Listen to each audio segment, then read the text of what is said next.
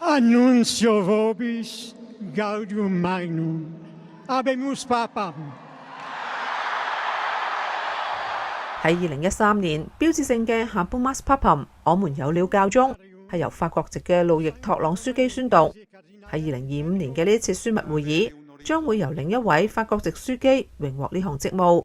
佢係多美尼克·曼貝蒂樞機，係天主教會最高法院院長，就係眾所周知嘅宗座聖璽。